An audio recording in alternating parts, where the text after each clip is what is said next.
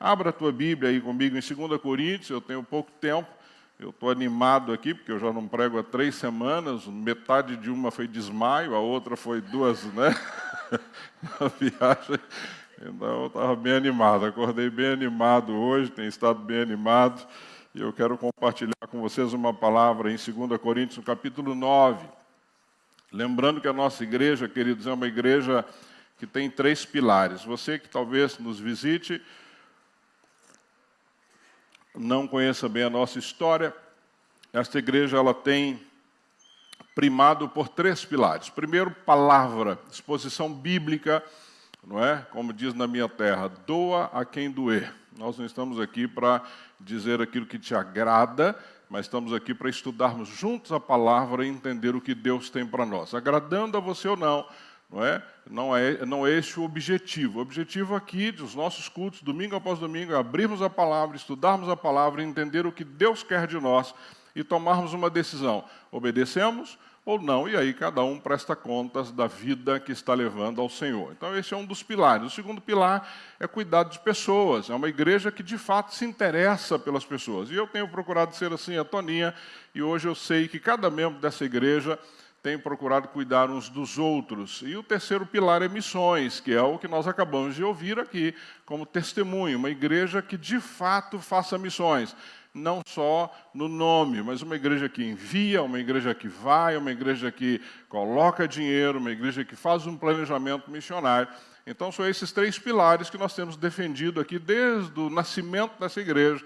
E enquanto eu for pastor dessa igreja, ou Deus não mudar a visão que Ele me deu, é assim que nós vamos continuar caminhando aqui enquanto igreja. Se você tem interesse em qualquer outra área, não é aqui que você deve ficar. Não é? Aqui é uma igreja que nós queremos continuar expondo a palavra, nós queremos continuar cuidando de pessoas, nós queremos continuar fazendo missões, e é nessa linha que nós vamos caminhar.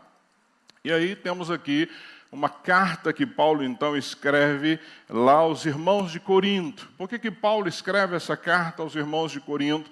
E eu vou te explicar por que eu escolhi esse texto para a exposição da mensagem nesta manhã. O tema da minha mensagem é chamados para participar do que Deus está fazendo. Queridos, Ele nos chamou para participar de algo que Ele já está fazendo. Nada, absolutamente nada que está acontecendo hoje, não é, no movimento cristão no mundo é novo. Não é? Eu e você nascemos nessa era, mas esse movimento já existe há milhares de anos. O que Deus decidiu fazer com a humanidade já está, não é, definido por Ele há muitos anos. Mas eu e você entramos neste momento, eu e você entramos nessa parte da história. Então, eu e você, em toda esta história, que é uma história muito longa, nós estamos vivendo o nosso pedaço da história. Então, entenda que Deus te chamou para participar de algo que Ele já está fazendo. Não tem nada novo. Nada novo. Um dia perguntaram para o cantor gospel, e pastor também, Asaf Borba, disseram para ele assim, por que você não cobra, não é, por seus louvores? Ele disse, mas eu não estou fazendo nada de novo, eu só estou pegando a Bíblia, que já está escrita e revelada, e estou colocando música. Ele falou, então não é nada meu. Então, queridos, nada do que nós estamos fazendo aqui é meu ou seu. Nós só estamos participando de algo que Deus já está fazendo. Então, fique feliz de participar de algo que já está sendo caminhado, definido, está andando, e você faz parte disso. É como se o bonde estivesse passando, você entra nele, participa daquele período, e aí você desce em algum momento. Então, por isso é que eu coloquei chamados para participar do que Deus está fazendo. E Ele está fazendo, creia nisso. Com a tua participação ou não é? Ele está fazendo. A diferença é, eu vou participar disso ou não, porque as coisas estão acontecendo. Então, o que eu tenho que escolher é, eu vou continuar olhando ou eu vou participar? Eu vou continuar sendo espectador ou eu quero fazer parte dessa história? Então, essa é a ideia aqui principal. E Paulo, então, quando escreve aos irmãos de Corinto, desse texto que eu vou ler, Paulo está em Efésios. Alguns dizem que ele está em Filipos, mas hoje os historiadores dizem que quando ele escreve a segunda carta aos irmãos de Corinto, ele está na cidade de Efésios. Ele está 3 anos ali fazendo um trabalho missionário, na sua 3ª viagem missionária na região de Efésios. E Paulo, então, está nessa região, e as igrejas de toda aquela região decidem fazer uma coleta, não é, financeira para enviar para a igreja de Jerusalém. A igreja de Jerusalém não estava bem. Eles não estavam bem, a igreja estava passando dificuldade, por uma série de fatores, e eu já preguei sobre isso aqui. Primeiro, eles eram perseguidos. Lembra quando eu preguei na primeira mensagem em Atos, o que acontece em Jerusalém?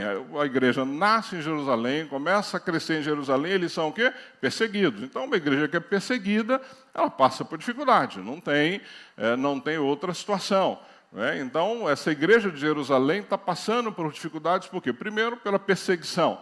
Segundo, pelos fatores da própria época. Naquela época você tinha crises que aconteciam de região em região, de fome, a comida não chegava, e isso acontecia de uma forma muito clara naquela época. Então a igreja passava por perseguição, por uma mudança cultural, e passava por uma outra coisa interessante, que se você pensar, e se nós pensarmos isso, imagina, nós aqui nos convertemos todos, e eu creio nisso, todos aqui somos convertidos, estamos na iminência da volta de Cristo, estamos esperando a volta de Cristo, então decidimos viver intensamente para isso. O que a igreja de Jerusalém faz quando olhamos lá para Atos capítulo 2, verso 42 em diante?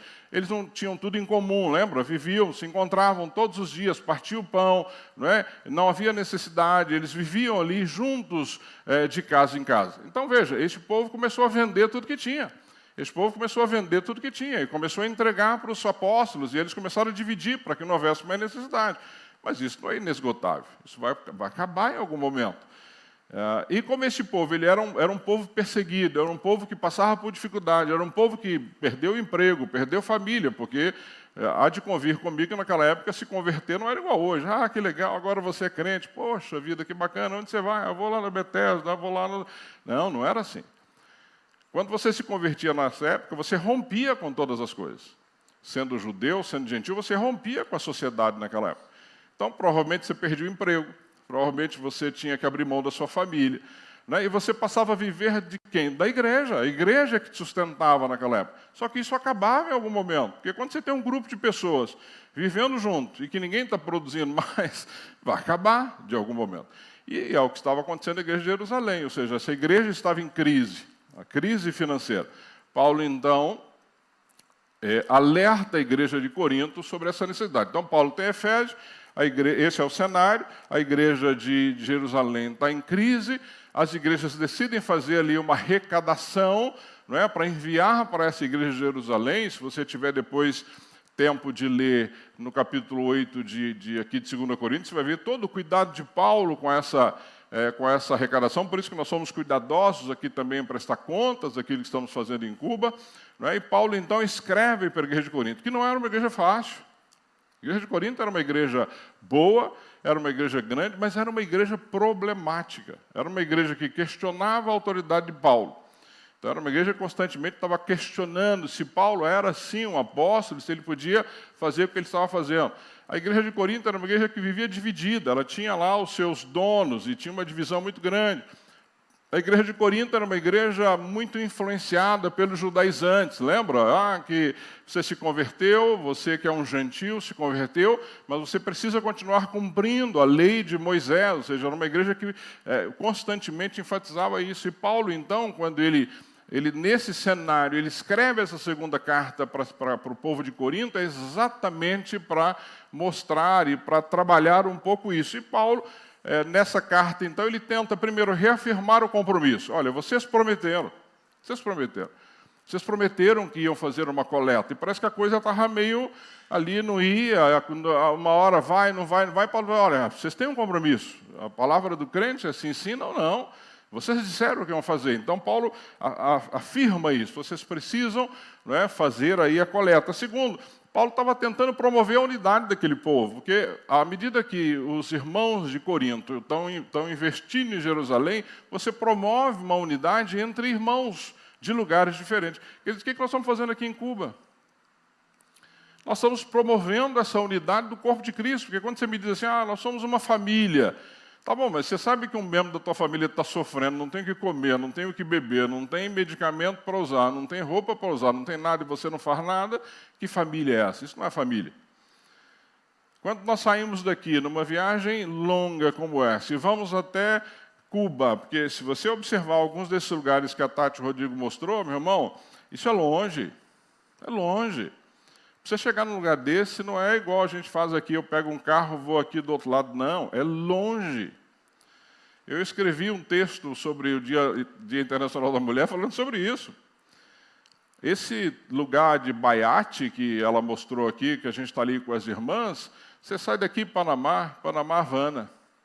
Essa viagem é chata, desgastante, um avião pequeno, os aviões da Copa são aviões pequenos, desconfortáveis, você fica e vira para um lado e é difícil.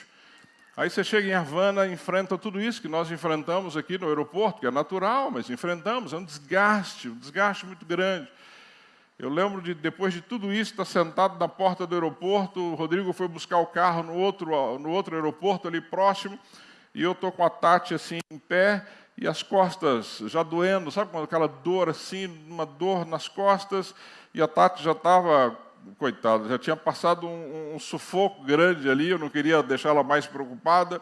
Aí tinha uma família do meu lado, assim, de peruano, e eu dei lugar para eles sentarem, mas aí achei uma cadeira, fui sentar numa cadeira, a Tati que fotografou, proibi ela de mostrar, disse que eu dormi sentado ali no aeroporto.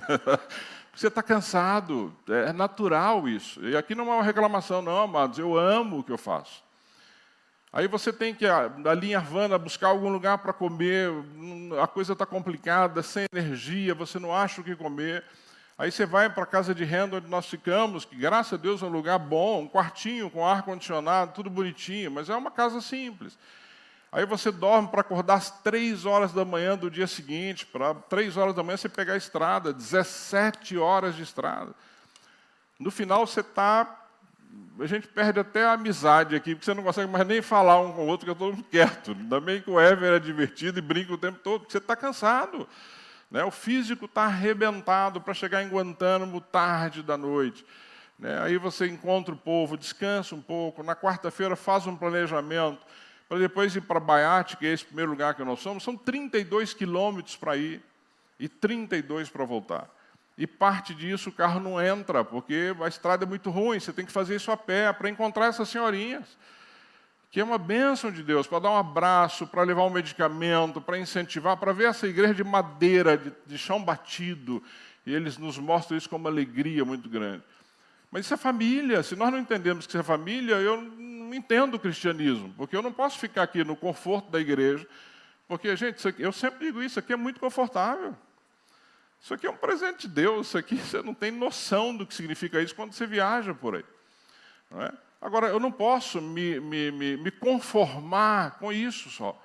Deus está nos exigindo mais, nós podemos fazer mais, nós podemos servir mais. Então, essa é a realidade do que Paulo. Quando Paulo olha para tudo isso, ele está dizendo, olha, nós precisamos, e vocês, a igreja de Corinto, precisa acordar para a realidade do que está acontecendo aqui no nosso mundo, na nossa época, com aquilo que nós estamos fazendo. E aí, por isso é que ele escreve, então, o texto aí de 2 Coríntios, capítulo 9, a partir do verso 6. Então, ele começa dizendo para esse povo aí, acompanha comigo, verso 6 do capítulo 9, de 2 Coríntios, vai estar para você na tela. Ele diz assim, olha o que ele está dizendo aí, lembrem-se, verso 6 do capítulo 9 de 2 Coríntios, 9, 6, lembrem-se. Então, Paulo está dizendo para ele assim, olha, lembrem-se de uma coisa, em relação a tudo isso que está acontecendo, tudo isso que eu já disse para vocês, vocês precisam lembrar de algo que é muito fácil.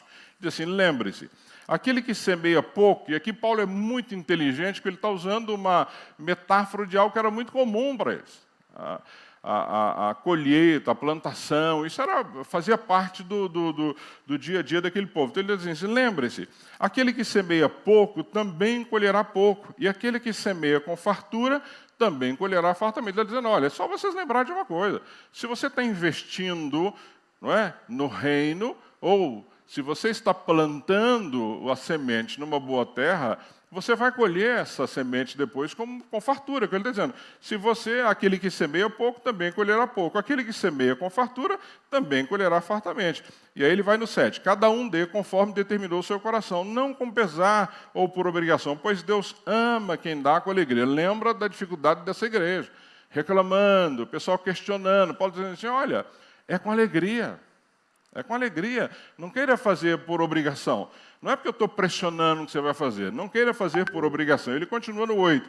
E Deus é poderoso para fazer com que lhe seja acrescentada toda graça, para que em todas as coisas, em todo o tempo, tendo tudo o que é necessário, vocês transbordem em toda boa obra. Ou seja, quando Paulo está dizendo isso para esse povo, ele está trazendo um alerta para eles, ele está simplesmente promovendo um alerta para aquele povo de Corinto.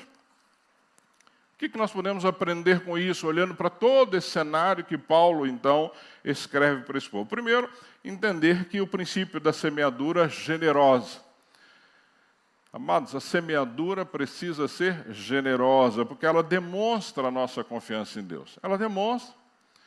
Quando você semeia, ou quando você oferta, ou quando você dá com medo, temeroso, achando que vai fazer falta, que você não pode, que você tem que guardar, você está dizendo o seguinte: eu não confio, não é? Eu não confio no Senhor, eu não confio na soberania dEle. Então, a primeira coisa que nós temos que entender é que essa metáfora que Paulo usa, que é o princípio da semeadura e colheita, e ela está enraizada em toda a Escritura, e você vai ver que em outros momentos ela é usada da mesma forma, ela vai mostrar isso, que esta semeadura demonstra a minha confiança em Deus. Demonstra a confiança em Deus. Quando nós começamos esse projeto em Cuba, queridos, nós não tínhamos absolutamente nada. Começamos eu e a Toninha com disposição de servir ao Senhor, disposição de falar: Senhor, eis-me aqui, eu não sei o que o Senhor vai fazer. Quando nós começamos essa igreja aqui, não tinha nada, não tínhamos nem cadeira, nada. Nós tínhamos 5 casais com a disposição de começar um trabalho. Nada. Quando nós fomos alugar o primeiro espaço para dar sequência no culto, que foi o centro empresarial, nós não tínhamos dinheiro. E foi no fio do bigode. Mas nós tínhamos convicção do que Deus estava mandando fazer. A diferença quando você faz algo e com convicção de que Deus te mandou fazer, é que você faz, não é irresponsabilidade. Você não vai dar um passo mais alto que a perna, mas Deus vai suprir porque Ele mandou que você fizesse. Então, quando Paulo está dizendo aqui para os irmãos lá de Corinto, ele diz assim: olha, você sabe da necessidade, agora você não faz nada, você está retendo. Porque talvez o povo de Corinto tenha pensado assim: está vendo, mas se acabou o dinheiro lá em Jerusalém, eita, se a gente não guardar aqui, vai acabar também, não é isso? Essa é a matemática do ser humano. Mas eu tenho alguém passando necessidade, eu tenho alguém passando necessidade e precisando de ajuda. Eu vou segurar o que eu tenho, porque, não, eu vou segurar aqui porque eu preciso para mim. Não, você não está confiando que Deus pode suprir essa necessidade. Quando vamos olhar para Gálatas, no capítulo 6, versos 7 e 8, Gálatas 6, 7 e 8, aqui quando Paulo escreve aos irmãos de Gálatas, ele está trazendo um alerta para esses irmãos sobre o estilo de vida que eles estavam levando. Aqui é uma outra lei que Paulo está lembrando, e usando o mesmo princípio da semeadura. Paulo está dizendo para os irmãos de Gálatas: cuidado, vocês estão vivendo uma vida, não é, onde vocês acham que vocês precisam ter práticas judaizantes, onde vocês acham que vocês precisam seguir a lei de Moisés, onde vocês acham que vocês precisam de algo a mais além da graça de Deus. Cuidado, e é por isso que ele diz assim: olha, não se deixe enganar, no verso 6, de Deus não se zomba, pois o que o homem semear, isto também colherá. Querido, serve para a minha vida, para a sua vida.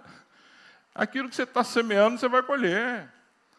Não é? Assim é a vida, isso é em todas as áreas da sua vida. E Paulo continua: quem semeia para a sua carne, da carne colherá destruição. Mas quem semeia para o Espírito, do Espírito colherá o quê? Vida eterna. Ou seja, o que eu e você esperamos do Senhor? Vida eterna. Quando nós entregamos a nossa vida a Jesus e declaramos que Ele é o nosso Senhor e Salvador, nós estamos vivendo e já estamos vivendo na vida eterna. Todo ser humano já está vivendo a vida eterna. A diferença é aonde eu vou passar a vida eterna. Ou vou estar com o Senhor, ou vou estar no inferno com o diabo e seus demônios. Se eu estou colhendo ou plantando para o Espírito, eu vou colher de acordo com aquilo que eu estou plantando ou semeando. Provérbios capítulo 11, versos 24 e 25. Provérbios 11, 24 e 25, diz assim: há quem dê generosamente e vê aumentar suas riquezas. Ou seja, olha que princípio interessante. Há quem dê generosamente. À medida que ele dá, aumenta o quê? As suas riquezas. Outros retêm o que deveriam dar. Ou seja, sabe que deveria dar, mas não dá. Retém com medo. Retém ali preocupado. E ele diz assim: outros retêm o que deveriam dar. E caem na pobreza. Perde por quê? Porque a confiança está onde? Naquilo que eu tenho. Amado, se tem uma coisa que eu aprendi nesses últimos dias é que basta uma ordem de Deus. Eu tinha planos para essa semana que passou. Voltei, o Rodrigo sabe disso, apesar do cansaço da Tati, voltei animado, não voltei? Eu voltei animado. Chego sábado, 5h30 da manhã em casa, no sábado. Primeira coisa que eu fiz foi banheiro. Não saí mais. A semana inteira, uma semana que a Toninha quase me mandou embora porque não aguentava mais um homem dengoso em casa, mas estava mal. E eu falava, Senhor, e meus planos? Eu fiz tantos planos para a semana, eu tinha tanta coisa para fazer essa semana, animado, queria aproveitar o feriado, colocar um monte de coisa em dia, mas nada, era cama, sem apetite. Eu e o Rodrigo, gente, a gente come bem, você precisa viajar com a gente, não tem tempo ruim não, o que vem na mesa a gente come. E eu não conseguia comer nada. Sabe quando você está assim, mal? Eu falei, mas Senhor, o que está acontecendo? Não sei. Eu tinha planos. De repente, não eram os planos dele. Olha o que aconteceu comigo há 3 semanas atrás. Eu estava bem pregando aqui nesse culto. Bem, não estava sentindo nada. De repente, sente um mal-estar, você desmaia. Então, se tem uma coisa que eu tenho aprendido é que você não tem controle absolutamente nenhum, a não ser que a sua agenda seja a agenda de Deus. Faça da sua agenda a agenda de Deus. E é o que o texto está dizendo. Outros retêm o que deveriam dar e caem na pobreza. E ele diz assim, o generoso prosperará. Quem dá alívio aos outros, alívio receberá. Seja generoso. Estabeleça a tua caminhada com o Senhor. Passe para Ele todos os dias. Acorde de manhã e diz, Senhor, está a minha agenda aqui. Essa é a sua agenda. O que o Senhor quer que eu faça da minha vida, queridos? Porque a nossa vida não nos pertence. Não nos pertence. Pertence ao Senhor, e isso que nós precisamos entender, ou seja, esse é o fundamento da nossa caminhada. Deem e lhe será dado, Lucas diz, uma boa medida, calcada, sacudida, transbordante, será dada a vocês, pois a medida que usarem também será usada para medirem vocês. Não tenha medo de doar, não tenha medo de repartir, não tenha medo de contribuir, não tenha medo. Se Deus colocou no teu coração, faça. Faça, é Ele que vai te suprir. É Ele que vai suprir a tua necessidade. Queridos, eu tenho testemunhos, e você sabe disso, dos mais diversos aqui. Eu já viajei para Cuba, deixando a Toninha com R$300 aqui no Brasil e levando milhares de dólares para Cuba. Deus nunca deixou faltar. Nunca deixou faltar. Eu tenho viagens para Cuba de não ter dinheiro na semana para viagem, numa reunião de pastores, Gente, pastor é pão duro. Pastor é um povo pão duro. Se tem pastor aqui, me perdoe, mas é pão duro. Pastor pede muito, mas doa pouco. E eu fui numa reunião de pastores, falei, Senhor, eu não sei o que fazer, não tem dinheiro para levar. E de repente chego numa reunião, compartilho ali numa reunião, vem um rapaz, me entrega um envelope e diz assim, pastor, esse aqui fulano mandou te entregar para a sua viagem a Cuba. Quando eu abri, tinha $1.000, 10 notas de $100. Isso há anos atrás, que $1.000 era até muito mais dinheiro do que hoje. E Deus tem dado, Deus tem suprido, Deus não tem deixado faltar, ou seja, basta você dizer, eis-me aqui, Senhor, eu quero fazer a tua parte. Eles têm visto, eles viram nessa viagem o que Deus faz, como Deus vai multiplicando, como Deus vai dando direção, como o dinheiro entra, como Deus... É não ter medo, não tenha receio disso. Então, queridos, generosidade é uma expressão da nossa confiança em Deus. Se você é avarento, você não confia em Deus. Você confia nos seus recursos. E aqui eu não estou dizendo que você não tem que poupar, não, nada disso. A gente já falou sobre isso. Você tem que ser coerente, tem que ter a sua poupança, tem que ser organizado, tudo bonitinho. Mas não seja avarento. É isso que eu estou dizendo. Não seja avarento. Deus não abençoa gente avarenta. E se a tua segurança está na tua conta bancária, você está perdido. Porque ela pode, uma hora, não ter mais nada. Não é? Ela pode, uma hora, não ter mais recurso. Ou se a tua garantia está no teu vigor físico, você pode passar pelo que eu passei. Não é? Você pode estar aí bem num dia, no outro não está. Nossa dependência precisa estar no Senhor. Então, essa generosidade que eu estou dizendo, ela vai transcender em muito o ato de doar. Não é só o ato de você doar alguma coisa, mas é uma manifestação tangível. Quando você faz isso, você está declarando a tua manifestação de fé. Eu confio que o Senhor vai prover. Isso quando oferecemos com liberalidade, quando fazemos isso de todo o nosso coração. Filipenses 4,19 diz assim, o meu Deus... Filipenses 4,19, e o meu Deus suprirá todas as necessidades de vocês, de acordo com as suas gloriosas riquezas em Cristo Jesus. Suprirá todas, não é só algumas, não. Todas. De novo, não é troca. Não troque, não faça barganha com Deus. Nós não estamos aqui para viver uma vida tranquila, com muito recurso, com carro caro, com roupa cara. Não, Deus não nos chamou para isso.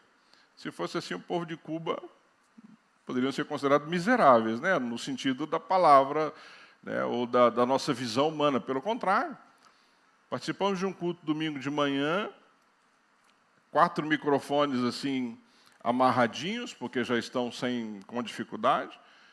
As mulheres cantando, um irmão no teclado, tocando teclado e cantando, as mulheres cantando, um louvor maravilhoso, maravilhoso.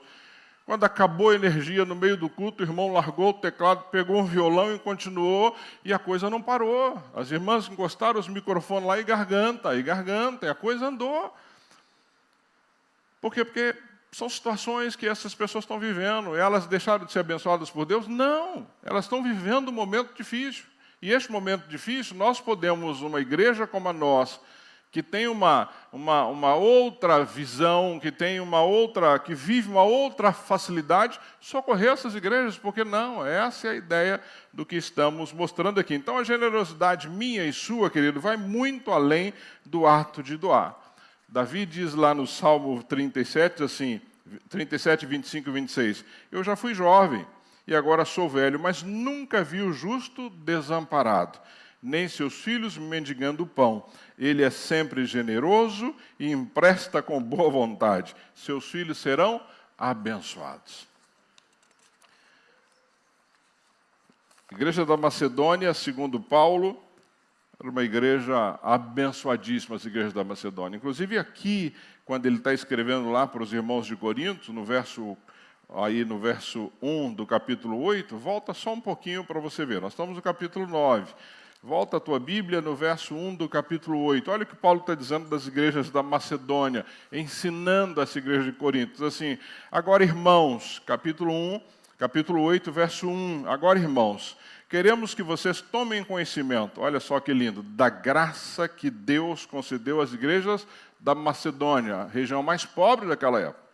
Paulo está dizendo assim para eles, no meio da mais severa tribulação, a grande alegria e a extrema pobreza deles transbordaram em rica generosidade, pois dou testemunho de que eles deram tudo quanto podiam e até além do que podia.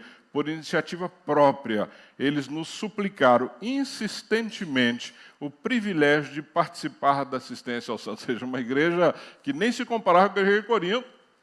E esse povo, no meio da extrema pobreza, insiste com Paulo para contribuir. É impressionante.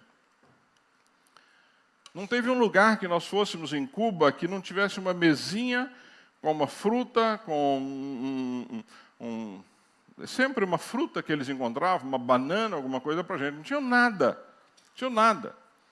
Mas o que tinha lá na mesa. Eles iam, pegavam um coco, pegavam uma banana, pegavam um tipo fruta do conde e estava lá para a gente numa mesinha, à nossa disposição. Ou seja, e aquilo era tudo que eles tinham.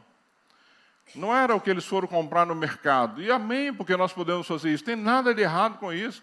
Mas eles estavam nos oferecendo tudo que eles tinham. Tudo que eles tinham. Então, essa é a generosidade que nós precisamos ter. Ou seja, olha a viúva de Serepta lá com Elias. Elias chega para aquela viúva e diz assim para ela, olha, traz para mim lá um pedaço de pão, uma água, mas, profeta, eu não tenho nada. Eu tenho lá uma botija com um pouquinho lá de azeite e um pouquinho de farinha. Elias diz para aquela mulher, Estou aqui em Paulo, Elias, disse para aquela mulher, vai lá, faz primeiro para mim um bolo. Aí eu fico tentando entender algumas vezes o texto bíblico, eu falo assim, mas meu Deus, a mulher já está ali com uma miserinha. Ele fala, vai lá, faz primeiro para mim. Testando a fé. Testando a fé. E aquela mulher vai lá e faz o quê? Ela faz o que o profeta manda. Faz lá primeiro para Elias, serve Elias. E o que aconteceu com aquela mulher? Que ele foi se multiplicando, e acabou. E aquela mulher teve comida para ele. Se você ler o texto, ela diz assim, mas o que eu tenho lá, profeta, eu vou fazer, vou comer, eu e meu filho vão morrer. Não tinha mais nada. Ela sabia que era a última refeição que eles iam fazer.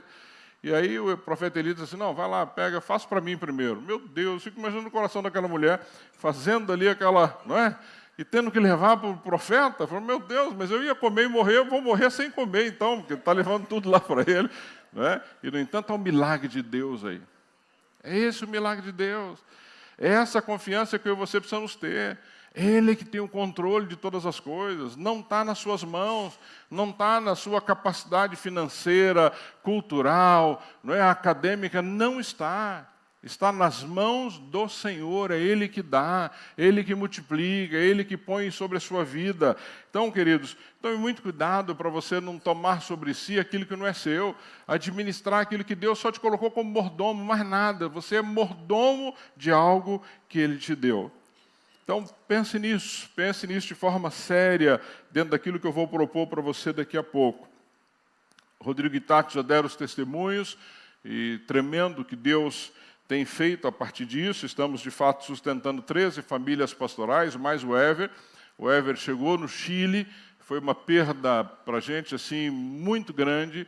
Deus sabe o que o Ever significava para a gente em Havana. O Ever era um homem de confiança em Havana, que resolve todas as coisas, mas o Senhor o levou para o Chile, não dá para questioná-lo, pelo contrário. A saída dele do Chile para o Chile nos alegra, porque, de fato, ele vai ter uma condição de vida melhor com a família, mas a gente perde alguém importante em Havana, que era alguém que resolvia para mim uma série de coisas lá. Mas ele era um dos que nós sustentávamos e queremos continuar também ajudando mesmo no Chile. E ore pelo Ever. Nós não sabemos ainda se ele vai ficar no Chile, se ele vem para o Brasil. Se ele vier para o Brasil, ele vem para esta igreja, se Deus assim o trouxer para o Brasil. Mas ele já chegou no Chile, está no Chile, e fora o Ever, nós estamos sustentando 13 famílias pastorais ali em Cuba. Só para você ter uma ideia de valores, a gente não gosta de ficar falando de valores aqui, porque senão dá, mas é importante você entender o que significa essas parcerias que nós temos. Nós, o ano passado, se pegarmos o ano de 24, mais parte agora um pouquinho de 25, nós investimos 18 mil euros em Cuba, 18 mil euros. Isso é muito dinheiro para nós brasileiros. Isso deve ser também muito dinheiro para quem mora na Europa, mas para nós ainda é muito mais dinheiro. Se nós considerarmos as 4 bicimotos, as 3 bicimotos, foram mais 4 mil euros, ou seja, um investimento aí só para você entender, foram 22 mil euros só nesses últimos, no ano de 24. Por isso é que nós estamos sonhando alto com 25. Isso significa algo em torno de 136 mil reais de investimento nesse sentido na obra missionária. Fora medicamento, fora celular, fora tablet, fora computador, fora um monte de outras coisas que nós nem contabilizamos aqui. Eu só estou colocando aqui, efetivamente, o dinheiro que foi entregue na mão desses pastores e famílias lá em Cuba. Pastor, por que 50 famílias pastorais? Porque eu sou atrevido. Eu acho que a gente tem que pensar alto. Não podemos pensar aí atrevido em nome do Senhor, viu, queridos? Eu sou atrevido assim. Mas Deus já tem nos mostrado ao longo dos anos o que Ele pode fazer. E eu não quero ser tímido com aquilo que Deus pode fazer. Deus nos deu uma igreja do nada. Nós temos testemunhos aqui dessa igreja, da mudança para cá, dessas cadeiras que vocês estão sentados, desse prédio que nós temos aqui. Deus tem nos dado isso assim de uma forma sobrenatural. Quando você serve um Deus como esse, não dá para você ser tímido. Vamos para 15 famílias. 13 nós já temos, querido. Vamos para 50. E a ideia das 50 famílias não é 50 famílias sustentadas por irmãos, não. É sustentado por igrejas. Porque a igreja se torna parceira. Foi isso que Paulo ensinou aqui. Igreja, quando sustenta o missionário, passa a ter vínculo com ele, passa a receber informação, passa a orar. Eu oro para que um dia as igrejas parceiras tragam este povo de Cuba para vir aí pregar em eventos de missões, possam estar juntos, né, levar esse povo para jantar, para almoçar. E claro, nós vamos ter oportunidade, já que essas igrejas, eu oro para que eles tragam, que é mais barato para nós, né? Traz seus missionários, dá um tempinho deles aqui para a gente. Nós estamos orando para que o pastor Alexandre e a Noemi venham, são sustentados aí pela primeira de Santo André, um homem de Deus, vocês vão conhecê-lo, né? Se vier lá, com certeza virão aqui. Mas a ideia é ter 50 pastores, famílias missionárias sustentados por igrejas no Brasil, né?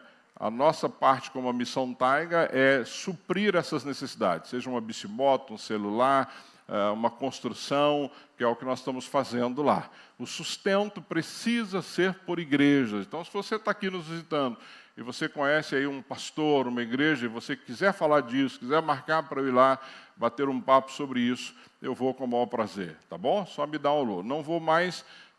pastor, você pode pregar lá na minha igreja? Às vezes é o que eles têm lá, um culto mensal de missões, mas é um culto que não tem, na minha visão, muito fundamento. É só faz parte do programa da igreja. Por isso que eu gosto de conversar com o pastor antes. Não tem problema em ir lá pregar. Eu quero saber o que o pastor pensa a respeito disso.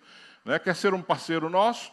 Vamos trabalhar juntos. Se for só para ter mais um culto, não. Eu realmente não tenho mais nem idade para isso. Eu preciso investir meu tempo aí de forma mais efetiva nesse sentido. O tempo está passando e, de fato, eu quero chegar aos 50 famílias pastorais sustentadas por essas parcerias entre igrejas. Eu falo assim, pastor, eu queria sustentar um missionário. Não, não é você que vai sustentar. Você pode ofertar para a Missão Taiga, esse dinheiro será usado para isso, mas o sustento de pastores e missionários será feito por igrejas, seja nossa ou igrejas parceiras das nossas igrejas. É assim que nós vamos caminhar, só para você entender. E eu penso, então, a partir disso, para a gente implementar aqui algo, eu já estou caminhando aí para o final do meu sermão. Por que eu disse tudo isso para você? Porque eu quero implementar aqui na igreja o que nós chamamos de oferta missionária de fé. O que significa oferta missionária de fé? A ideia da oferta missionária de fé é um compromisso pessoal. Então, é um compromisso pessoal seu, não é? Com Deus, não comigo, não com a igreja, não com a Taiga, é seu com Deus. Essa oferta missionária de fé, como é que ela vai funcionar e por que eu estou falando sobre isso? Você vai receber no final da minha mensagem uma filipeta. Assim. Essa filipeta ela tem a seguinte inscrição, eu coloquei para você aqui. Eu me comprometo, não tem nome, não tem nada, eu não preciso saber teu nome, eu não preciso saber quem você é.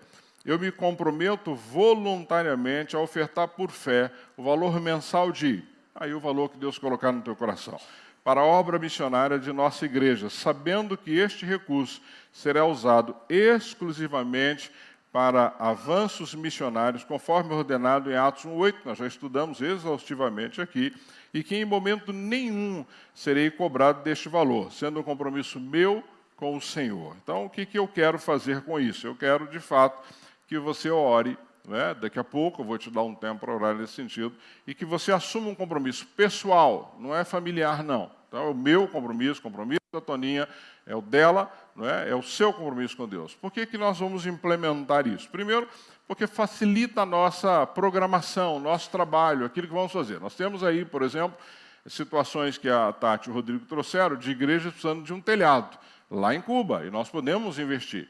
Não é? Tem igrejas precisando de equipamento de som, nós podemos investir. Tem pastores precisando de um transporte, nós podemos investir. Tem situações como nós vimos das crianças, a Tati falou rapidamente aqui, ali do Kids, eles brincando, e aí vem um suquinho, tem um vídeo mostrando isso. Nós procuramos ser bem discretos, para não...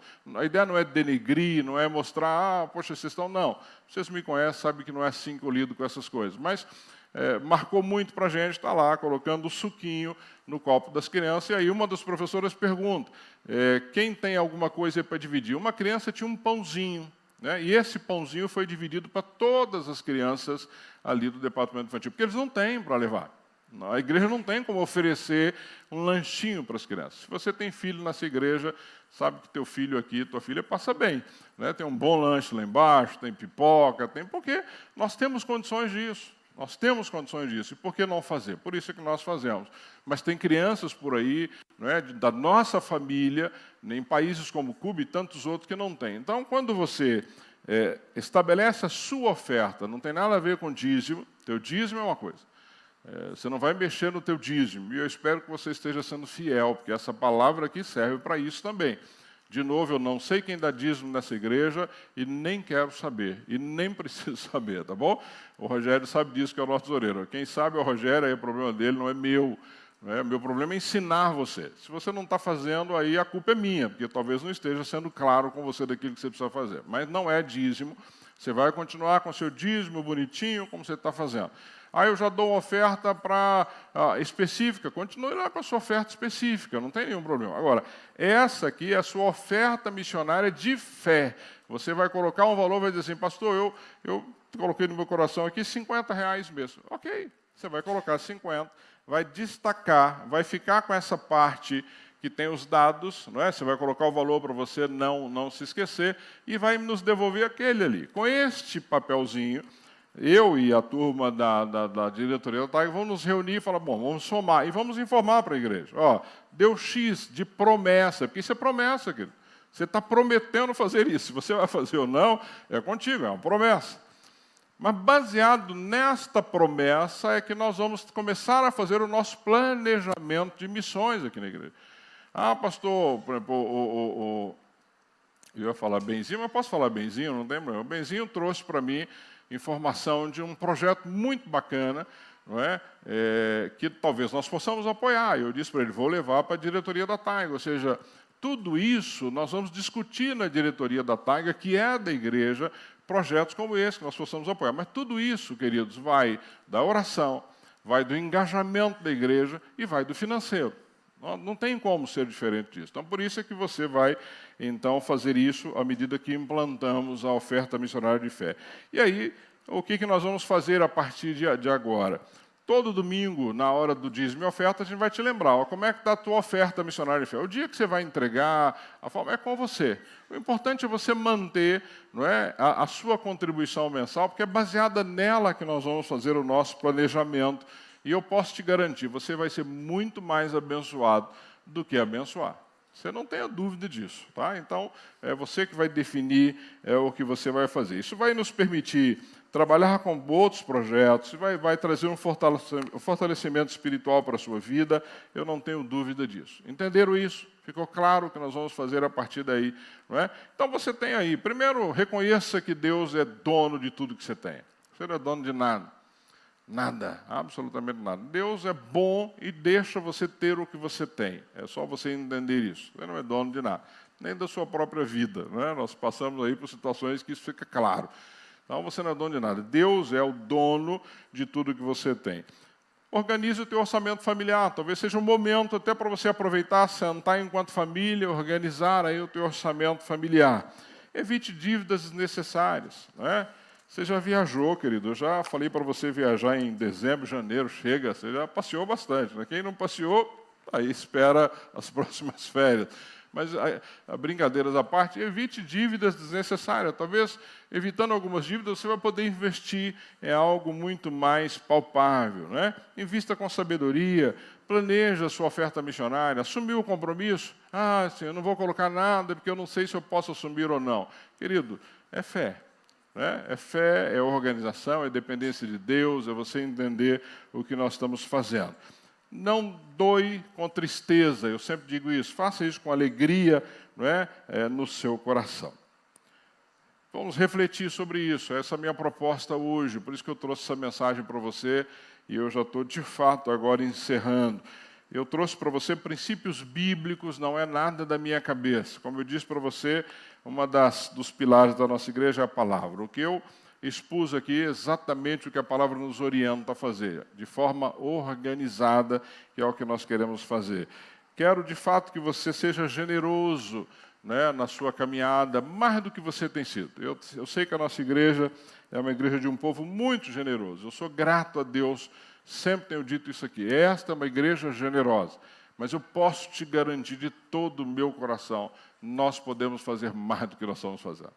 Nós podemos fazer muito mais do que nós estamos fazendo. Nós podemos ser um modelo, como é a igreja de Filipos. A igreja de Filipos era uma igreja modelo para os outros, de alegria, de contribuição, não é? De temor a Deus. Nós podemos ser essa igreja.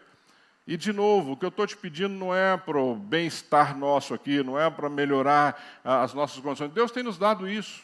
Essa igreja aqui, nós estamos melhorando o que Deus tem nos permitido.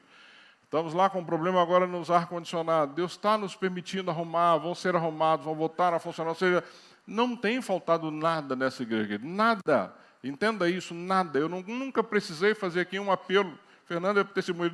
Ninguém nunca me viu fazendo um apelo que falou, Senhor, vamos lá, gente, me ajuda. Nada, nada. Vamos fazer 10 anos de existência. Deus tem suprido todas as necessidades dessa igreja, sem precisar ficar me esgoelando aqui no púlpito. Agora, para missões, vocês vão me ver esgoelando. Isso você não tenha dúvida, porque essa é uma parte que eu tenho muito claro no meu coração, que nós podemos melhorar. Melhorar muito. Nós estamos sustentando um único missionário desses 13 que estão lá. E nós podemos fazer mais. Né? Sustentar um missionário em Cuba hoje é o equivalente a R$500 mensais. Olha que coisa, R$500 mensais você sustenta uma família em Cuba. Então, dá para a gente fazer muito mais se nós tivermos essa contribuição, esse alinhamento da igreja com aquilo que estamos fazendo. Então, eu quero orar contigo. Primeiro, quero agradecer a Deus pela sua palavra. Quero agradecer a Deus por nos dar este presente que é a palavra do Senhor. Essa que nós meditamos toda semana nela e que é a nossa bússola, que é a nossa orientação. Quero agradecer a Deus porque esta palavra é que precisa continuar me instruindo você. Quero, em nome de Jesus, que você tenha nesta palavra a tua orientação diária para a tua vida. Não permita que outro conteúdo entre no teu coração, que outras coisas entrem no teu... Cuidado com esse momento que nós estamos vivendo. Tem muita coisa solta por aí que só te atrapalha na tua relação com Deus. Vá para essa palavra, estude essa palavra, leia essa palavra, medite nessa palavra, porque é nela que você precisa, é dela que você precisa para continuar vivendo a sua vida. Vamos continuar cuidando de pessoas, como nós estamos fazendo, estendendo isso agora lá para Cuba, como a gente tem feito, não só aqui na igreja, como um dos pilares da nossa igreja, e fazendo as missões que Deus tem colocado no nosso coração. Essa avaliação que eu quero que você faça, é isso que eu quero que você ore nesse sentido e seja grato a Deus por tudo aquilo que nós estamos fazendo. Ao final da oração, eu vou pedir para distribuir esse folhetinho. Vou te pedir que você já preencha e me devolva. Eu sei que você é muito cuidadoso, mas se você sair daqui com esse folheto, você não me devolve ele, não. Eu vou ter que ficar pedindo aqui de púlpito. Eu acho que você não precisa mais do que alguns segundos para Deus confirmar no teu coração o que você vai ofertar, tá bom? O pessoal vai depois distribuir, já vai ter uma canetinha, é só o número que você vai colocar, destaque, devolva, nós vamos fazer o levantamento, a semana que vem eu informo para você e nós vamos trabalhar baseado nisso, tá bom? Abaixa a sua cabeça, eu quero orar contigo. Deus, obrigado, Pai, obrigado mais uma vez pelo apóstolo Paulo. Deus, como o Senhor usou este homem para nos ensinar, e tem usado Deus para nos ensinar de várias formas, e hoje, nesta carta que ele escreve aos irmãos de Corinto, como nós aprendemos com ele, Pai, sendo desafiados a semear Deus de forma correta. Somos desafiados a fazer isso com alegria. Somos desafiados, Pai, a confiar plenamente no Senhor. Pai, não somos irresponsáveis, não vamos dar passos maior do que a perna, não vamos fazer nada que venhamos a nos arrepender depois. Pelo contrário, queremos fazer somente aquilo que o Senhor nos orienta a fazer. Mas missões está no teu coração, nós queremos participar daquilo que o Senhor já está fazendo, não só aqui no Brasil, em Cuba, onde o Senhor nos enviar, Pai. Por isso, ajuda-nos, Pai, e neste momento, Deus, o valor que o Senhor colocar no coração de cada membro da nossa igreja, que ele possa expressar isso neste cartão. E baseado nisso, Pai, nós possamos fazer o nosso planejamento aqui da nossa igreja, junto com a missão Taiga, para os próximos passos missionários da nossa igreja. Portanto, Deus, obrigado pela generosidade do teu povo. Nós sabemos que não é somente uma doação mas isso significa a nossa dependência, a nossa confiança no Senhor.